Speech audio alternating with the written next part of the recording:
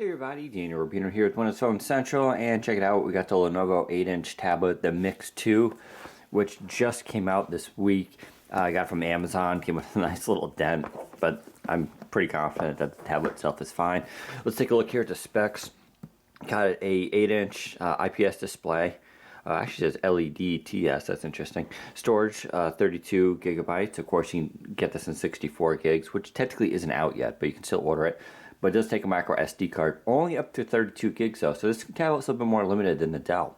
Memory, 2 gigs, so that's your RAM. Of course, you have your Wi-Fi and Bluetooth and all that jazz. Interesting, under this processor here, it says 1.3 gigahertz. So this may be actually the dual-core processor, not the same 1.8 gigahertz quad-core that's found in the Dell. That's interesting. We'll have to do some tests later on to kind of verify that. Anyway, here's the box. It goes for $299, just like the Dell. These tablets are more similar than different. And here we go. Look at the nice Lenovo. Of course, it comes wrapped up in this traditional plastic. Let's see if I can rip it off here. And easy enough, it comes off. And see, that's the big difference right there. You got this nice silver back. A very elegant looking device.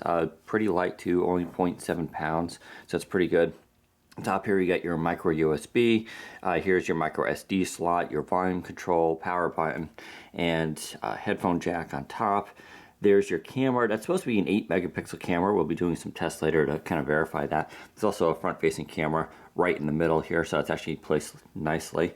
And then other than that, it's a very clean device. I love the rounded edges here. A little bit different from the Dell in that sense. And this one actually has a Windows key, which the Dell, of course, lacked. The Dell put a second power button sort of up here, which for some people they would like. Actually, a lot of people in comments noted that it's nice not having a button here because you're less likely to tap it. That's a good point, especially kind of in this device you'll be using with two hands very often. And of course, there's your single speaker. Now let's take a look in the box itself. And of course, we get the Dell charger, which is like a standard USB plug here. And then you probably get, hopefully, a wall adapter. Here's your Office documentation, product identifier.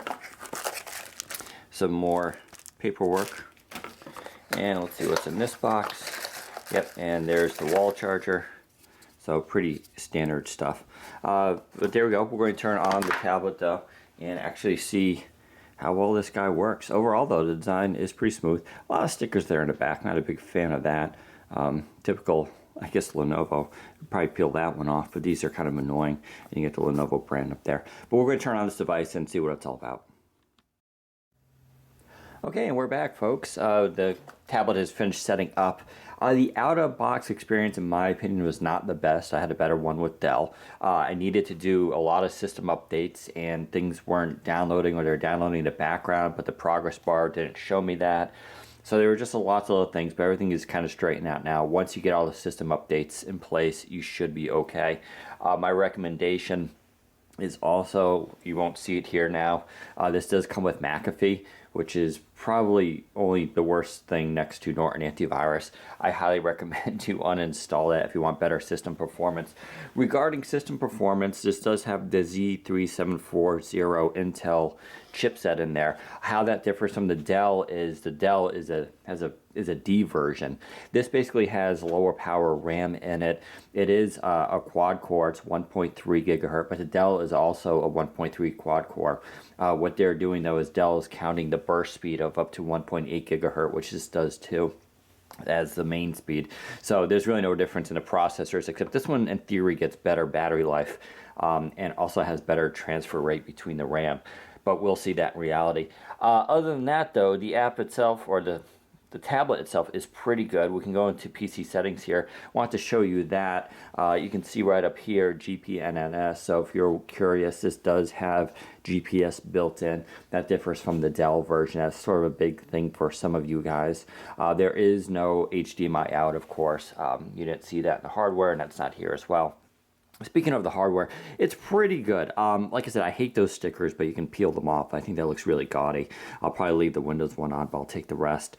The buttons are okay. I find the Dell one, especially for the power button, a little bit more responsive, and it clicks. This one is a little harder to find, and it's not bad. It's just not fantastic. Performance so far has been really good. The display, as you can see, is top notch. I don't really see much difference between this and the Dell, to be honest.